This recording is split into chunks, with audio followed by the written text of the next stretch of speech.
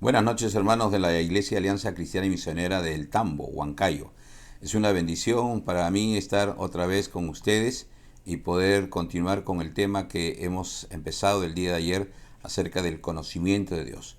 El texto base fue Jeremías capítulo 9, verso 23.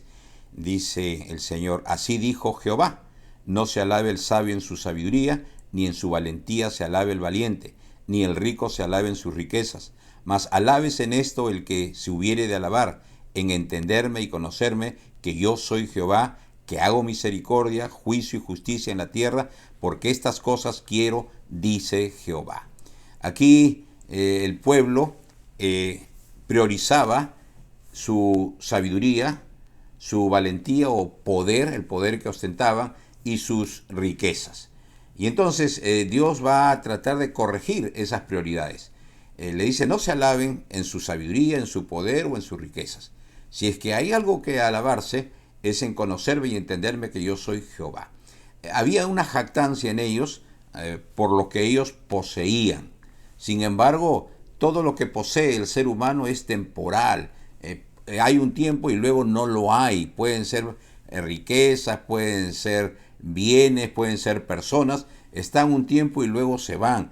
Si se quieren alabar, alábense en entenderme y conocerme, dice que soy Jehová. Entonces, este fue el tema de ayer. En ese cuadradito, entender y conocer a Dios.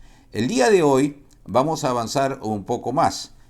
Vamos a entender que Dios quiere que le conozcamos, que Él es el que hace misericordia, juicio y justicia en la tierra. Es decir, el día de ayer vimos que el pueblo no quería conocer a Dios. ¿Por qué? Porque estaba sumido en un mundo de mentiras, de engaños, de calumnias. Era lo normal para ellos. Tampoco querían conocer a Dios porque no podían entender a Dios. Es decir, no consultaban a Dios, no entendían lo que Dios estaba haciendo. Puso en ruinas a Jerusalén y ellos no entendían, no consultaban a Dios, simplemente seguían sus pensamientos, sus criterios y no había una consulta a Dios, por eso es que no entendían lo que Dios estaba haciendo. Y tampoco deseaban seguir a Dios, ellos preferían dejarse guiar por la imaginación de su corazón, vimos el día de ayer. Es decir, su propio pensamiento, sus propios deseos, sus propios anhelos, era lo que les guiaba, no era la palabra de Dios. Entonces, estas eran las prioridades. En cambio, cuando vimos el conocer a Dios trae bendiciones, una de ellas vimos es discernimiento. Las ovejas oyen la voz de su pastor, donde uno puede discernir qué es de Dios y qué no es de Dios. ¿Qué es esta actividad, esta persona, este objeto? ¿Será de bendición o no será de bendición? ¿Está dentro de los planes de Dios o no está dentro de los planes de Dios? El poder discernir qué es lo que conviene y qué es lo que no conviene. Y la otra bendición del conocer a Dios es que nos da propósito de vida. El apóstol Pablo tenía una posición económica alta, social, alta académica, alta religiosa, alta. Sin embargo, todo ese cúmulo de logros, él dice, los desecha a fin de conocer a Cristo. Y ahora prosigue la meta, el premio del supremo llamamiento en Cristo Jesús. Ahora tiene una meta que es suprema. Es suprema porque viene de Dios. Es suprema porque solamente se puede lograr en Cristo Jesús.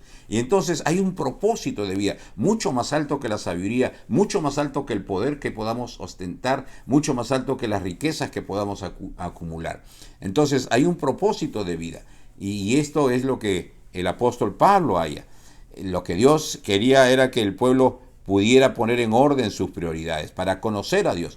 ¿Por qué es importante conocer a Dios? El Señor dijo que no nos hagamos imagen de nada de lo que está en el cielo ni en la tierra. Es decir, ninguna imagen. Pero nosotros solemos hacer, de repente no imágenes ya de estatuas, de yeso, no hacemos esa imagen, pero hacemos imágenes mentales, donde nosotros nos imaginamos que Dios es así o Dios es así, de una manera o de otra manera, pero nunca surge ese pensamiento desde la palabra de Dios, o como el día de ayer, surge de la imaginación de nuestro corazón. Como el pueblo de Israel, cuando Moisés subió 40 días a recibir las tablas de la ley, el pueblo con Aarón hicieron un becerro de oro y dijeron: estos son los dioses que te sacaron de Egipto. Necesitaban materializar su adoración a Dios, pero esa materialización se constituyó un gran problema porque acabó un desenfreno de pasiones. Tanto es así que Dios quiso destruir al pueblo.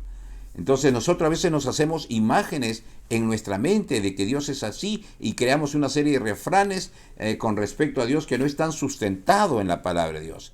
El conocer a Dios debe afectar necesariamente nuestra vida. Lo que conocemos de Dios debe ir más allá de un conocimiento teórico, porque podemos memorizar mucha Biblia, pero eso no significa que conocemos a Dios. Conocer a Dios significa tener una relación donde ese encuentro con Dios afecta, va moldeando nuestra vida, donde esa palabra de Dios empieza a hacerse carne en nosotros, empezamos a vivir eso que Dios pone en nuestro corazón. Mucha gente hace esa relación con Dios sin conocerle. Por ejemplo, cuando Pablo fue a Grecia, a los atenienses, él no se da cuenta que un pueblo que adoraba a Dios, pero adoraba porque no conocía a Dios. Y esto nos lleva a esta pregunta: ¿por qué es importante? Es importante porque si vamos a relacionarnos con Dios, si vamos a hacer algo para Dios, es necesario que nosotros sepamos quién es Dios. Es importante que conozcamos quién es Dios. En Hechos, capítulo 17, verso 22, Pablo está en Atenas y la gente lo invita al Areópago para que diserte a ver qué nos hablará este palabrero, le dijeron. Y Pablo les dice, puesto en pie en medio del Areópago, dijo: varones atenienses, en todo observo que sois muy religiosos, porque pasando y mirando vuestros santuarios, hallé también un altar en el cual estaba esta inscripción: al Dios no conocido, al que vosotros adoráis, pues, sin conocerle, es a quien yo os anuncio. Ustedes adoran a este Dios sin conocerle, yo os anuncio. O sea, este pueblo podía adorar a diversos dioses y tenían por si acaso uno al Dios no conocido. Y Pablo dice: a ese Dios que ustedes no conocen, yo vengo a anunciarle. Entonces, hay gente que está intentando adorar a Dios a su manera, sin conocerle, sin tener una relación con Dios. Y creo que es importante, ahora que vamos a tocar los atributos de Dios, es importante que al conocer cada atributo podamos entender que cada conocimiento de Dios debe afectar nuestra vida. Por ejemplo, el apóstol Juan dice en 1 Juan capítulo 4, verso 8, el que no ama no ha conocido a Dios, porque Dios es amor. Dios es amor. Si tú conoces a Dios, debes amar. Si es que no amas, es porque no has conocido a Dios.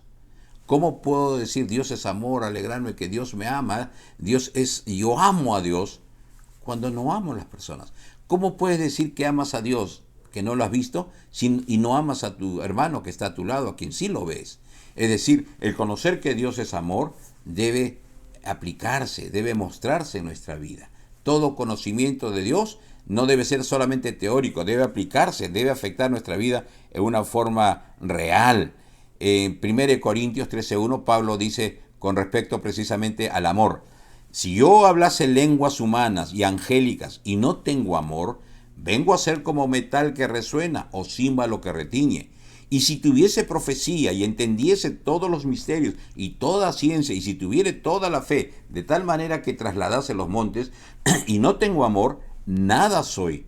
Y si repartiese todos mis bienes para dar de comer a los pobres, y si entregase mi cuerpo para ser quemado, y no tengo amor, de nada me sirve.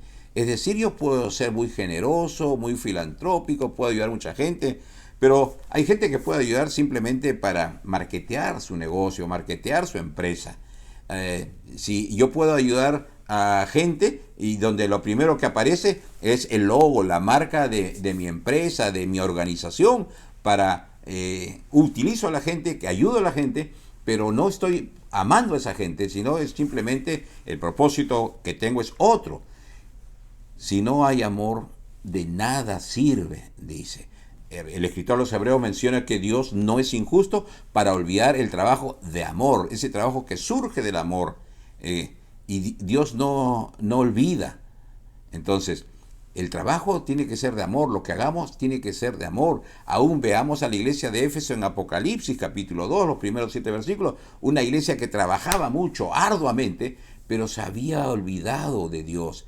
Y por eso es que Dios le dice: arrepiéntate y recuerda dónde has caído. Has dejado tu primer amor.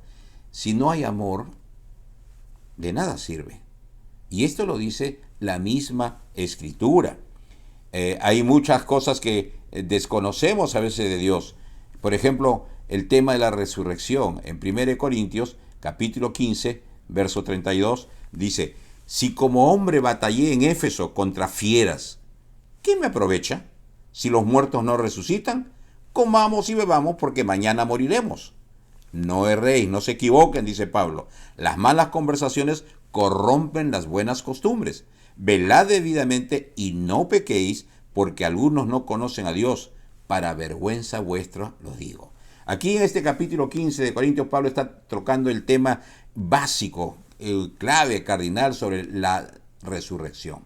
Ahí va a decir: si Cristo no resucitó, vana es nuestra fe, estamos aún muertos en nuestros pecados. Miren, ellos tenían este pensamiento: no va a haber resurrección. Y entonces, si no va a haber resurrección, tratemos de disfrutar la vida lo mejor que podamos, estos 50, 70, 80 años que vamos a vivir. Entonces, esa forma de pensar los lleva a una forma de vida: comamos y bebamos, no pensar en más allá. En cambio, cuando uno conoce el poder de Dios que puede resucitar a los muertos y que los va a resucitar según lo prometió Cristo, entonces esto nos hace pensar en que después de que una persona muere, continúa existiendo. Jesús dijo: el que cree en mí, aunque esté muerto, vivirá. Y aun cuando no crea, va a resucitar también para presentarse al juicio del trono blanco. Será un juicio de condenación. De todas maneras, entonces cuando uno cree en el poder de Dios, en la que va a resucitar a los muertos, uno ya no piensa en los 70, 80 años que solamente vive. Voy a continuar existiendo y voy a dar cuenta. Por lo tanto, trato de prepararme en este tiempo para cuando venga la vida después de la resurrección. Entonces, ellos no conocían la resurrección, no creían, por eso vivían de esa manera. Cuando Pablo escribe al pueblo de Israel, dice en Romanos capítulo 10, verso 1: hermanos, ciertamente el anhelo de mi corazón y mi oración a Dios por Israel es para salvación, porque yo les doy testimonio de que tienen celo de Dios, pero no conforme a ciencia, porque ignorando la justicia de Dios y procurando establecer la suya propia, no se han sujetado a la justicia de Dios. Es decir, miren, este pueblo tiene celo de Dios, pero no conforme a ciencia, no conforme a la palabra de Dios. Ignoran la justicia de Dios y establecen su propia justicia. Es el clásico de mucha gente: yo creo en Dios a mi manera. No a la manera que Dios establece, no, es a mi manera. Ahí yo soy Dios y Dios no tiene parte en mi vida. Y este pueblo dice que tenía celo de Dios. Me hace recordar cuando la iglesia evangélica empieza a llegar al Perú y en provincias se va predicando el evangelio, y había un pueblo religioso con sus autoridades religiosas que rechazaban, los apedreaban, los metían a la cárcel. Entonces, también tenían celo de Dios, pero no conforme a la palabra de Dios. Y esto es algo que Pablo lo menciona con respecto al pueblo de Israel, un pueblo religioso. Y esto llevaba a rechazar a Dios. Ellos establecen su propia justicia, dice. Es decir, ellos tenían la ley, tenían los patriarcas, tenían los profetas, tenían una serie de privilegios. Sin embargo, dejan eso de lado, como Jesús les dijo: ustedes invalidan el mandamiento de Dios para establecer sus propias costumbres, sus propias tradiciones. 1 Corintios 14, 15 dice: ¿qué pues? Oraré con el espíritu, pero oraré también con el entendimiento, y cantaré con el espíritu, pero cantaré también con el entendimiento. Es decir, si voy a adorar, tengo que entender. A veces se cantan canciones cuya letra está totalmente fuera de las escrituras, atentando con algunas doctrinas básicas. Y si oramos, tenemos que ser entendiendo. Adoramos a Dios entendiendo, es decir, nuestro conocimiento de Dios debe afectar aún nuestra adoración a Dios. Cuando Jesús está hablando con la mujer samaritana, en Juan capítulo 4, dice en el verso 22, Jesús le dice a la mujer: vosotros adoráis lo que no sabéis, nosotros adoramos lo que sabemos, porque la salvación viene de los judíos, mas la hora viene y ahora es cuando los verdaderos adoradores adorarán al Padre en espíritu y en verdad, porque también el Padre tales adoradores busca que le adoren. Dios es espíritu, y los que le adoran en espíritu y en verdad es necesario que le adoren. Es decir, Jesús le dice a esta mujer samaritana y al resto de este pueblo, ustedes adoran lo que no saben. Entonces, sin conocer a Dios, están adorando, pero no es una adoración que va a llegar a la presencia de Dios. Dice, Dios es espíritu, y el tratar de materializar a Dios de alguna manera no es algo que Dios está buscando. Dios está buscando adoradores en espíritu y en verdad. Es decir, todo conocimiento de Dios debe afectar nuestra vida en las diversas áreas, en nuestro trabajo, con nuestra familia, en nuestra relación con Dios, en la congregación, en todo debe afectar. Pablo, cuando le escribe a Tito, les dice, profesan conocer a Dios, pero con sus hechos lo niegan, siendo abominables y rebeldes, reprobados en cuanto a toda buena manera. Es decir, el conocimiento de Dios debe estar manifestado en nuestra forma de vida. Y Pablo está denunciando a esta gente. Dicen que conocen a Dios, pero con sus hechos, con sus actos, con su vida, niegan a Dios, siendo abominables y rebeldes, reprobados en cuanto a toda buena obra. Otra vez, todo conocimiento de Dios debe afectar nuestra vida. Mateo 22, Jesús les dice, erráis ignorando las Escrituras y el poder de Dios. La base del error, de la equivocación de la gente, era ignorar a Dios. Hay dos formas de ignorar. Una es que nunca conocí, nunca supe, y claro, lo ignoraba, pues. Y otra es que conociendo, sabiendo, lo ignoré. Lo pasé de largo, simplemente, lo obvié. Y esta gente dice, erráis ignorando las Escrituras. Conocían las Escrituras, eran religiosos, pero dejaban de lado. Y esta es la base de muchos errores en nuestra humanidad.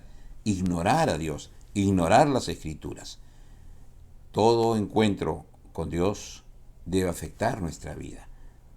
Termino con este pasaje antes de entrar ya al tema en sí, de los atributos de Dios. Amós dice, así dice Jehová a la casa de Israel, buscadme y viviréis, buscad a Jehová y vivid. Es decir, cuando uno busca a Dios y encuentra, vivan, dice. Es decir, este encuentro afecta la vida. Si nos decimos cristianos y tenemos relación con Dios, eso debe afectar nuestra vida. Conocer a Dios debe afectar nuestra vida. Esto ahora sí ya nos lleva a tocar el tema de los atributos de Dios. Y recuerden, el Señor dice, en esto deben alabarse, en entenderme y conocerme, que yo soy Jehová Dios, que hago misericordia, juicio y justicia. Y ahí nos muestra algunos atributos de Dios. Veamos pues qué es lo que la Biblia nos dice de Dios mismo. Veamos el primer atributo, la independencia de Dios. En Hechos 17:24 dice la palabra, el Dios que hizo el mundo y todas las cosas que en él hay, siendo Señor del cielo y de la tierra, no habita en templos hechos de manos humanas, ni es honrado por manos de hombres, como si necesitase de algo, pues Él es quien da a todos vida y aliento a todas las cosas. Es decir, la independencia de Dios tiene que ver con que Él no necesita nada. Aquí en la penúltima línea dice, Él no es honrado por manos de hombres como si necesitase de algo. Es decir, Dios, cuando la Biblia nos presenta a Dios, no trata de explicar la existencia de Dios. Simplemente empieza la Biblia diciendo, en el principio Dios creó los cielos y la tierra. Simplemente eso. Dios creó en el principio, antes que exista nada, ya Dios está ahí. Es decir, Dios no necesita nada para su existencia. Cuando no había nada, Dios ya estaba. Él es suficiente. En cambio nosotros sí, como seres humanos necesitamos, desde que estamos en el vientre de la madre, necesitamos un lugar para que seamos formados. Luego cuando nacemos necesitamos de nuestros padres que nos alimenten, nos cambien de ropa. Necesitamos de nuestros padres para que podamos estudiar. Y aún cuando las personas dicen, no, yo soy independiente, mentira, porque toda persona depende de otras personas. El comerciante independiente depende de sus clientes, depende de sus proveedores. Y entonces siempre dependemos, aún si yo tengo mi tierrita y siembro, dependo de Dios que haga llover. ¿Qué pasa si Dios envía sequía? Siempre estamos dependiendo. Dios no depende de nadie. Y esto nos habla de la independencia de Dios, la autosuficiencia de Dios. No necesita de nada. Veamos un siguiente atributo de Dios. Veamos la infinidad de Dios. El Salmo 139, verso 5, dice, detrás y delante me rodeaste, y sobre mí pusiste tu mano. Tal conocimiento es demasiado maravilloso para mí. Alto es, no lo puedo comprender. ¿A dónde me iré de tu espíritu? ¿Y a dónde huiré de tu presencia? Si subiera a los cielos, allí estás tú. Si en el Seol hiciera mi estrado, he aquí, allí tú estás. Es decir, la infinidad de Dios nos habla de que Dios es infinito. Infinito. Lo infinito no puede ser cuantificado, no puede ser medido, no puede ser pesado. Dios es infinito, no tiene ninguna limitación.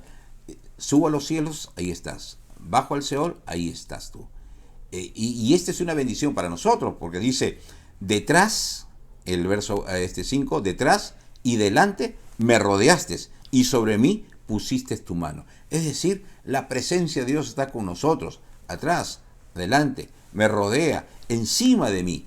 Entonces, esta infinidad de Dios, que no tiene límite, porque Él no puede ser medido, y esto nos lleva a que todos sus atributos también sean infinitos. Su amor es infinito, su sabiduría es infinita, su justicia es infinita, su santidad es infinita, no tiene límites. La infinidad de Dios es nos presenta a Dios como el Dios sin límites. En segunda de Crónicas, capítulo 2, verso 6, cuando Salomón va a construir el templo, dice, mas ¿quién será capaz de edificarle casa, siendo que los cielos y los cielos de los cielos no pueden contenerlo? ¿Quién pues soy yo para que le edifique casa, sino tan solo para quemar incienso delante de él? Con respecto al espacio, dice, ni los cielos de los cielos pueden contenerlo. Él no está limitado en ningún modo por el espacio. Es la perfección por la cual Él queda libre de toda limitación. Nada puede limitarle, ni aun las leyes que Él mismo creó puede limitarlo. Muy bien, veamos ahora rápidamente un tercer atributo, la santidad de Dios. Un tema tan importante que se repite mucho en la Biblia. Dice Apocalipsis 15:4. ¿Quién no te temerá, oh Señor, y engrandecerá tu nombre? Porque tú solo eres santo. ¿Quién no te temerá, oh Señor, y engrandecerá tu nombre? Porque tú solo eres santo. Él es el único santo. No hay más santo que Dios. Tú solo eres santo. Santo significa separado. Nadie es santo como Dios lo es. Es el único santo. Es la pureza absoluta, sin la más leve sombra de pecado. Dios es infinitamente santo. Dios es luz y no hay ninguna tinieblas en él, dice el apóstol Juan. La santidad de Dios es lo opuesto a todo defecto o imperfección moral. La Biblia dice que Dios es santo y la santidad está ligado al temor de Dios. ¿Cómo se relaciona la santidad con nosotros? Acá dice, ¿quién no te temerá, oh Señor? Y engrandecerá tu nombre, pues tú solo eres santo. Vamos a ver cómo la santidad está íntimamente relacionada con el temor de Dios. El saber que Dios es santo debe conducirnos a nosotros al temor de Dios, a no ofenderle, a no pecar contra Él, porque todo pecado va directamente contra Dios. Recuerden al hijo pródigo, padre, he pecado contra el cielo y contra ti. La primera dirección del pecado es hacia el cielo. ¿Por qué? Porque Dios había dicho honra a tu padre y a tu madre, y este hijo había deshonrado. Es decir, su santidad, Él es solo y está ligado al temor de Dios, y eso nos ayuda a nosotros para mantenernos en relación con Dios. El Salmo 96, 9 dice: adorad a Jehová en la hermosura de la santidad, temed delante de Él toda la tierra. Es decir, presenta la santidad como algo hermoso. Adorad a Jehová en la hermosura de la santidad. Dios es santo y nuestra adoración reclama también santidad. Y dice este verso 9: temed delante de Él toda la tierra. Es decir, el temor de Dios, que es el temor reverencial, el respeto a Dios, nos ayudará a mantener esa comunión con Dios. Santidad de Dios está íntimamente relacionado con temor de Dios. Y entonces recuerden que el principio de la sabiduría es el temor de Dios. Es decir, esto nos llevará a la sabiduría, a ser más sabios. Es decir, el querer no ofender a Dios, el querer no pecar contra Dios, nos llevará a hacer las cosas correctas, las cosas de acuerdo a su voluntad. El apóstol Pedro dice en 1 Pedro 1:16: porque escrito está, sed santos porque yo soy santo. El Señor nos llama a ser santos porque Él es santo.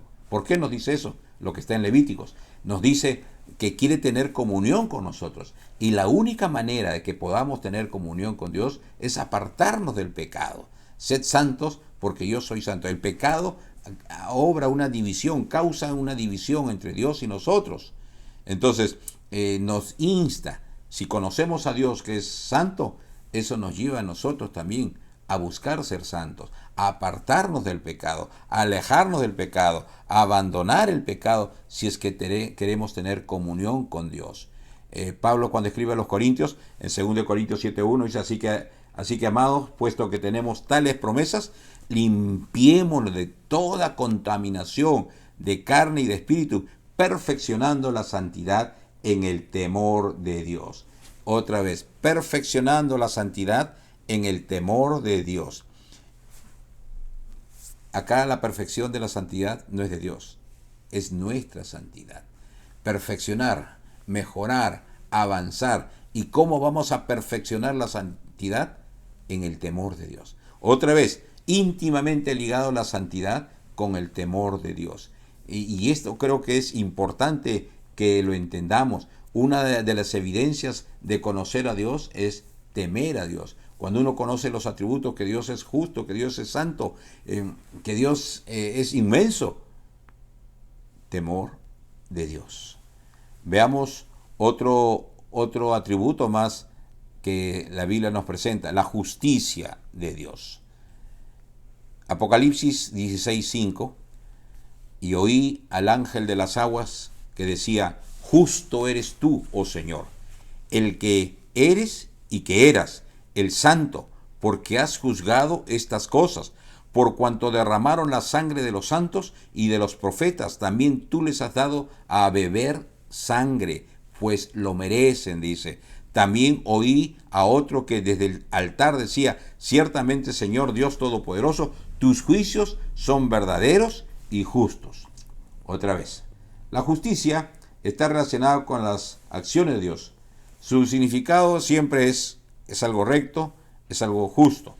La rectitud expresa naturalmente su santidad.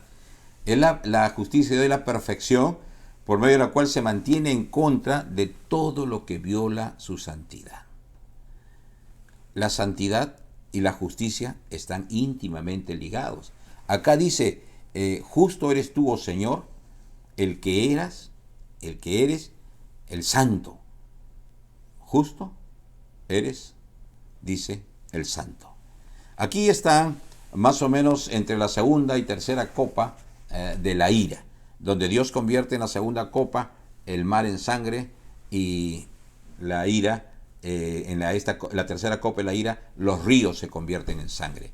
Y el ángel dice: justo eres tú, porque ahora van a beber sangre, se lo merecen, porque han derramado sangre de todos los santos, dice este verso 6. Es decir, desde Abel, los profetas, el mismo Señor Jesús, todas las persecuciones que han habido. Y entonces Dios les da de beber sangre. Tienen el mar convertido en sangre, los ríos y las fuentes de los ríos convertidos en sangre. Y entonces la justicia de Dios se manifiesta en contra de los hombres. Este atributo de la justicia, recuerden, está íntimamente ligado a la santidad. Si Dios fuera injusto, no sería santo. Y cuando Dios aplica su justicia, lo hace ligado a su santidad. Es la forma como que Dios tiene de imponer el gobierno moral al hombre. Impone una ley justa para que el hombre se sujete.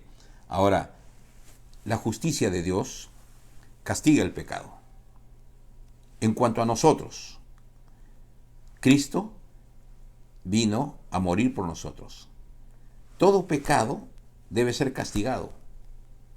Dios no pasa por alto el pecado. Nosotros pecamos y Cristo muere en una forma sustitutoria por nosotros. Es decir, se aplica la justicia de Dios a Cristo, que muere por nosotros, ya no a nosotros, es a Cristo. Aquí en este entonces, en la gran tribulación, este texto que estamos leyendo, ya la justicia se aplicará a la gente, ya no a Cristo, porque rechazaron mientras estaban acá a Cristo, y aquellos que creyeron en Jesucristo, aquellos que aceptaron a Jesucristo, entonces la muerte de Cristo aplica la justicia de Dios. Y entonces los que no aceptan a Cristo, imaginémonos que mañana viene Jesús, todos los que no aceptaron a Cristo hasta hoy día van a la gran tribulación. Y ahí la justicia de Dios se va a aplicar a la gente. Entonces, el saber que Dios es justo también debe afectar nuestra vida. Dice el apóstol Juan, si sabéis que Él es justo, sabed también que todo aquel que hace justicia es nacido de Él. Es decir, si tú eres hijo de Dios, has nacido de Él, debes ser justo. Debes aplicar justicia en tu relación contigo mismo, en tu relación con los demás, en tu relación en los diferentes escenarios, familia, trabajo, negocio. Debe ser justo. El que ha nacido de Él debe hacer justicia. En el capítulo 3, 7 dice, hijitos, nadie os engañe. El que hace justicia es justo como Él es justo. Es decir, si yo tengo una relación con Dios, este atributo debe afectar mi vida. Si Él es justo, yo debo también ser justo.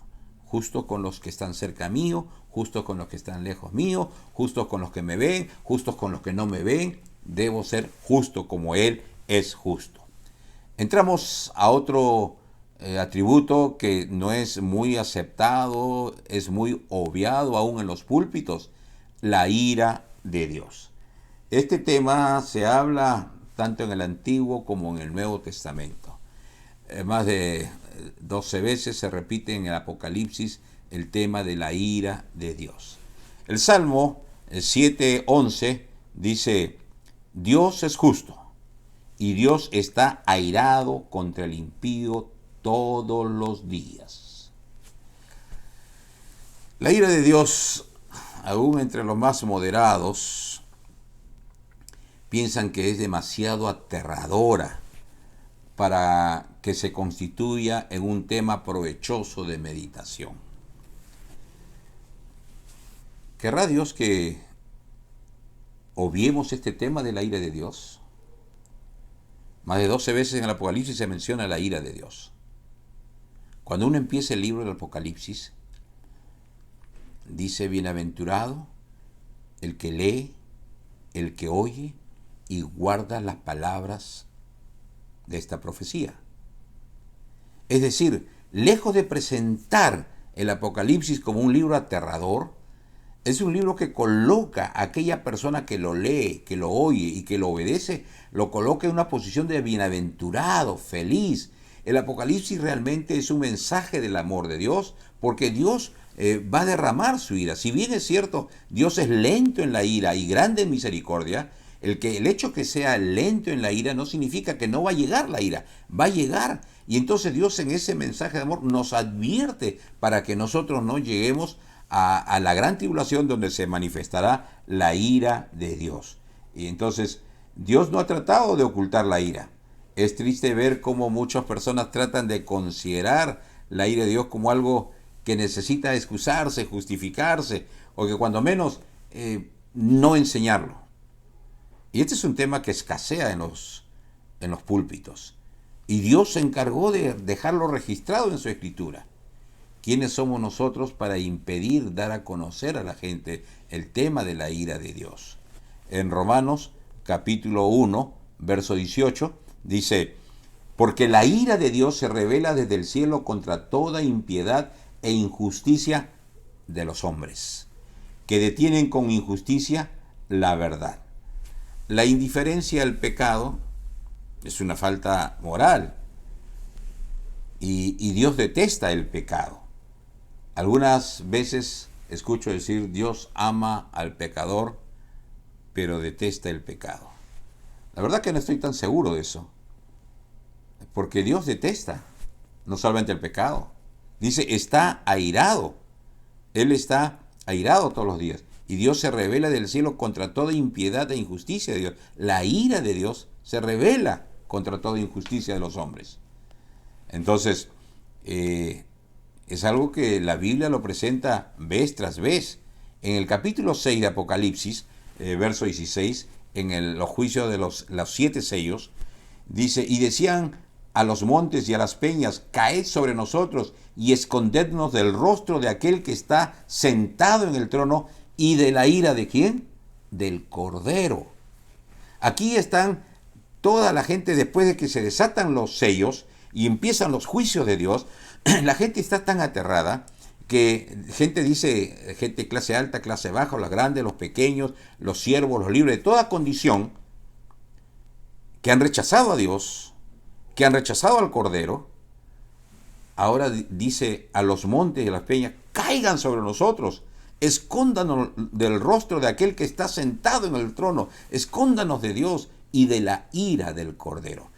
Jesús vino como el Cordero de Dios que quita el pecado del mundo. Vino a tomar nuestro lugar en la cruz. Vino a morir por nosotros. Vino para que la ira de Dios caiga sobre él.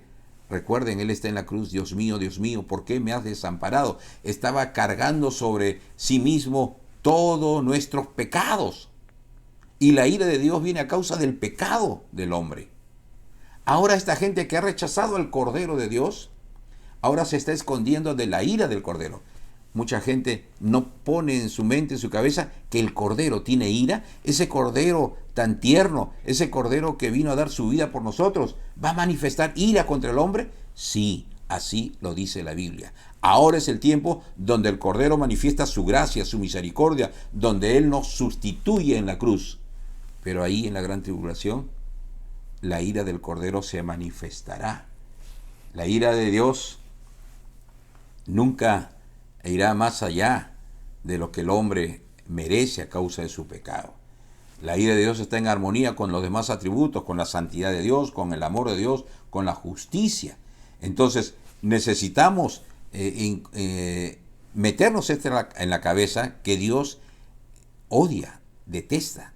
La ira de Dios detesta el pecado del hombre. Si eso nos involucramos, nos metemos profundamente en la mente, en el corazón, nosotros también deberíamos detestar, odiar el pecado. Este atributo, ¿cómo debe reflejarse en nosotros? Así como Dios rechaza el pecado, nosotros también debemos rechazar todo pecado, resistir al diablo. Debemos rechazar toda tentación. A veces cuán fácilmente caen las personas, aún los creyentes, frente a una y otra tentación. Si nosotros metemos esto en nuestra cabeza, en nuestro corazón, este atributo de Dios, la ira de Dios sobre el pecado, nosotros también, así como si Dios es amor, nosotros amamos. Si Dios es justo, debemos ser justos. Si Dios tiene ira contra el pecado, nosotros también debemos airarnos contra el pecado y no caer tan fácilmente, no juguetear con el pecado. La ira de Dios es tan importante como su santidad.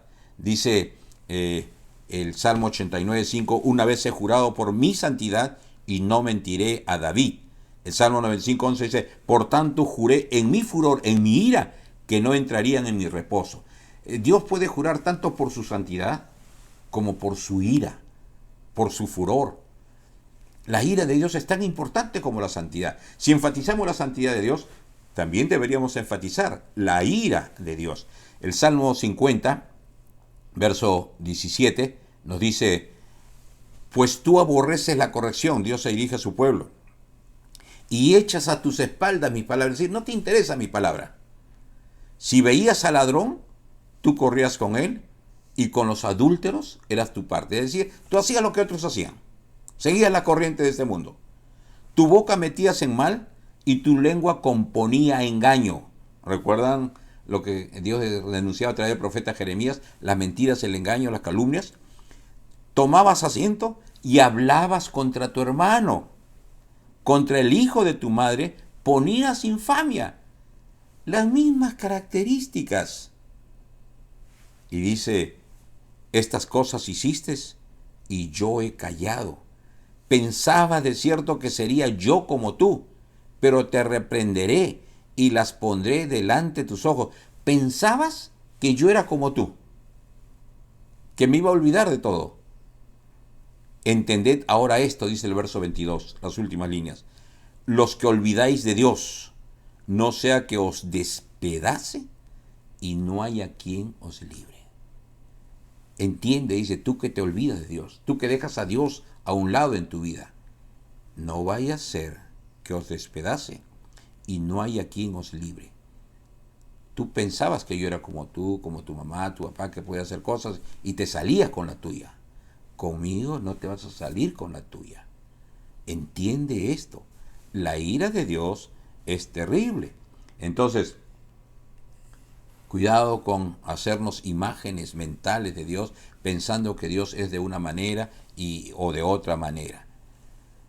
Veamos el último atributo de Dios. Son muchos realmente, por cuestión de tiempo no lo podemos tocar todos. El amor de Dios.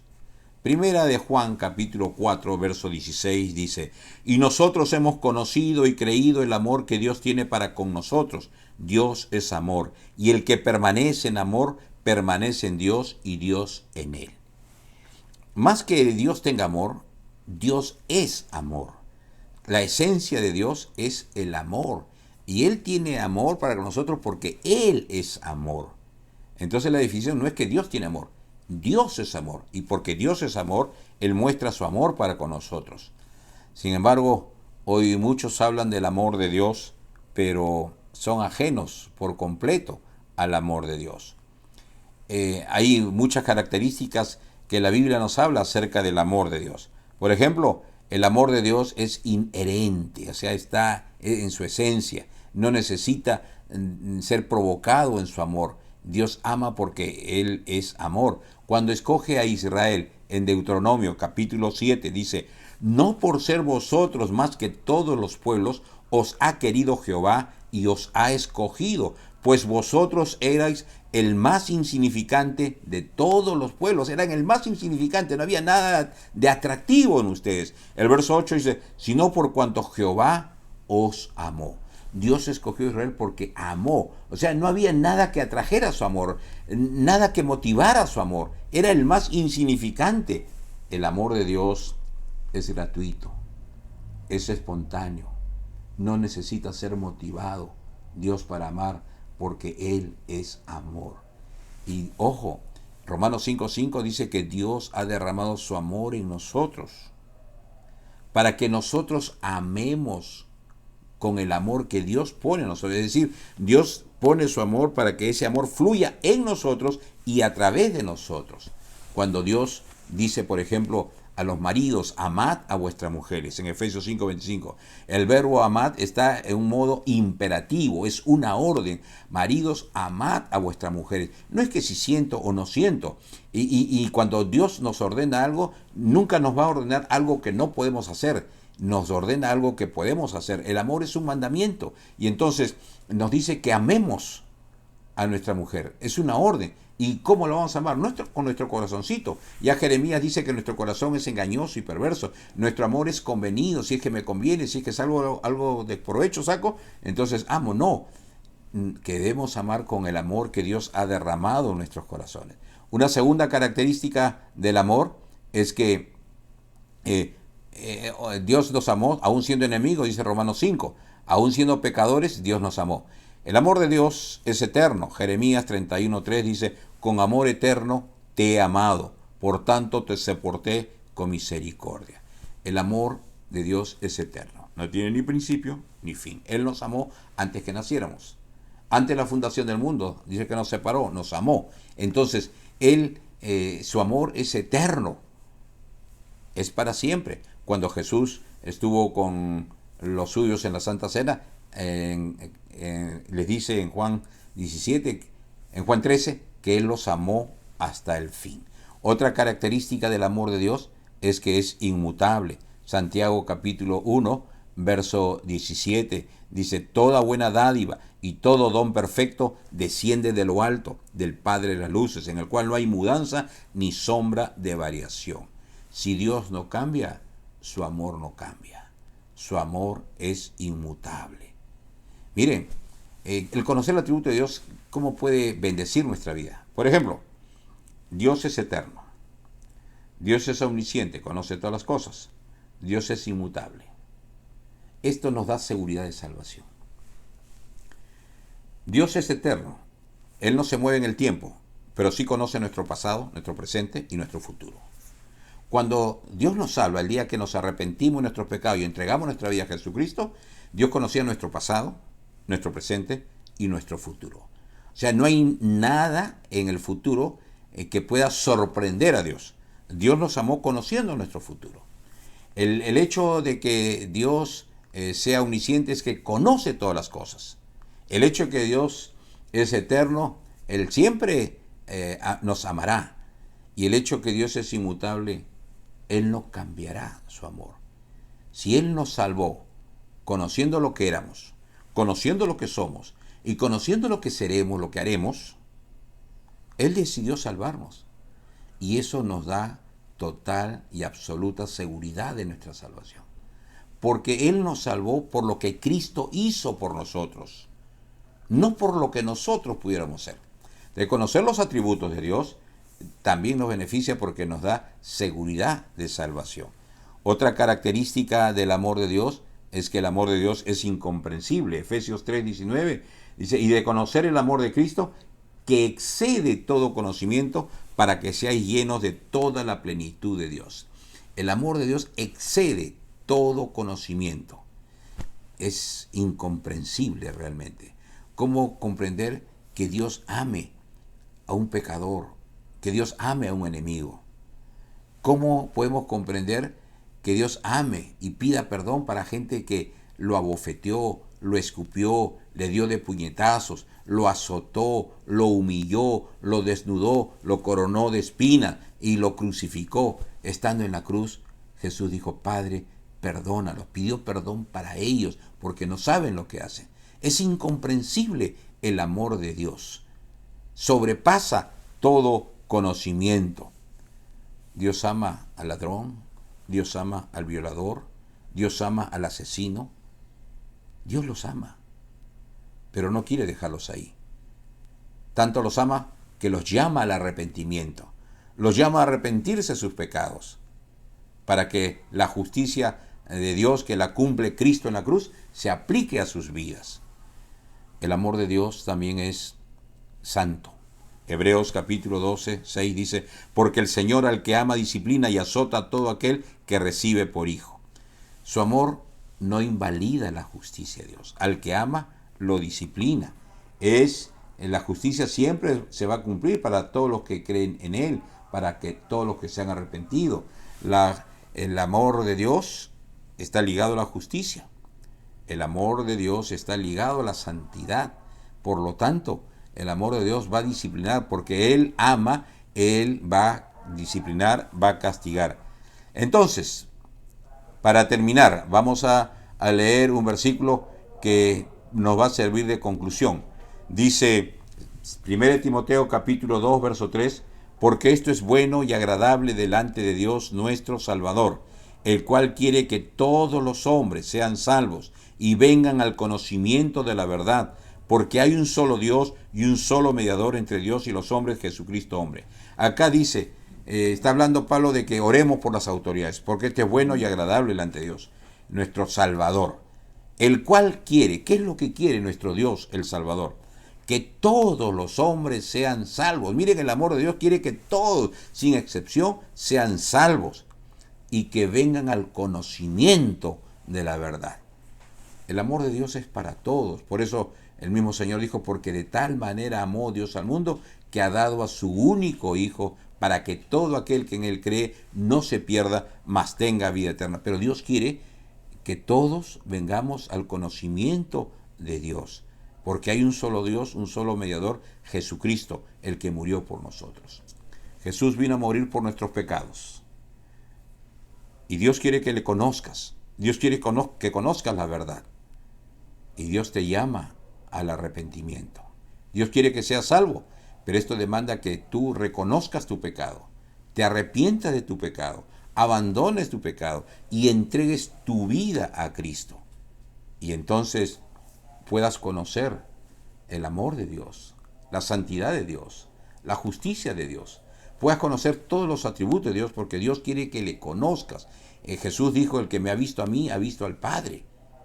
Dios quiere que le conozcamos, por eso envió a su Hijo. ¿Qué vas a hacer con lo que Jesús hizo por ti? ¿Lo ignorarás? ¿Lo rechazarás? ¿O humildemente le dirás, Señor, te necesito? Y Jesús te dice, al que a mí viene, yo no le echo fuera. Acércate a Dios y entrégale tu vida al Señor. Dios te bendiga.